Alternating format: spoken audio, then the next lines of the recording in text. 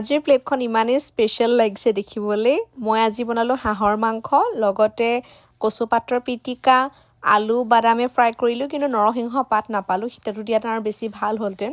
লগতে দাংবডি ফ্ৰাই কৰিছিলোঁ আলুৰ সৈতে, আৰু ইমান ধুনীয়া হৈছিল মানে প্লেটখন দেখিবলৈও ভাল লাগিছে।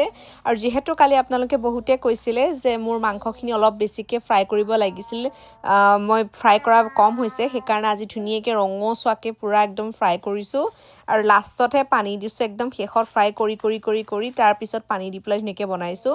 আৰু ইয়াৰ লগতে মই কচু পাতৰ যোনটো ৰেচিপি, সেই ৰেচিপিটো মই ইউটিউবত চাই লৈছোঁ। নাজানো কিয় প্ৰথমবাৰ বনাইছোঁ জীৱনত, আজিলৈ কেতিয়াও কচুপাত বনাই পোৱা নাই। মই ইউটিউবত চাই পেলাই বনাইছোঁ। যদি আপোনালোকে বেলেগ টাইপৰ ৰেচিপি জানে কেনেকৈ বনাব পাৰি কচুপাত, মোক কমেণ্টত জনাব। মই নেক্সট টাইম ট্ৰাই কৰিম, কাইলৈ ট্ৰাই কৰিব পাৰিম, মানে মই সৰহকৈ আনিছিলোঁ কচুপাত। আপোনালোকে মোক কমেণ্টত ধুনীয়াকৈ লিখি দিয়ে, মই সেইবোৰ চাই পেলাই মনত ৰাখোঁ। তাৰপিছত নেক্সট টাইম যেতিয়া আকৌ বনাওঁ, তেতিয়া মানে ভালকৈ ভাবি চিন্তি বনাওঁ, মানে কোনে কি কৰিছে।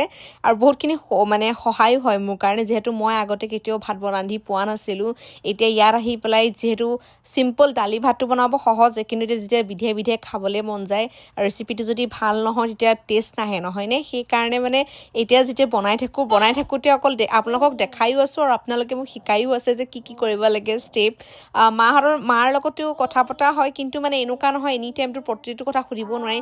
কিন্তু ভিডিঅ' দি দিলে সকলোৱে নিজৰ কেনেকৈ বনাব পাৰি, নিজৰ নতুন পদ্ধতি দিয়ে, সকলোৰে কমেণ্টবোৰ পাই ইমান ভাল লাগে। মোৰ মানে খুব ভাল পোৱা আছে, মানে সেইটোৱে মানে উৎসাহ দিয়ে যে মই আকৌ নেক্সট টাইম কি ৰেচিপি বনাই দিওঁ। মই ভাবিছোঁ আমাৰ অসমীয়া খাদ্যৰ ৰেচিপি বুক এখন কিনিবৰ কাৰণে, সেইখন কিনিলে মোৰ কাৰণে সহজ হৈ পৰিব।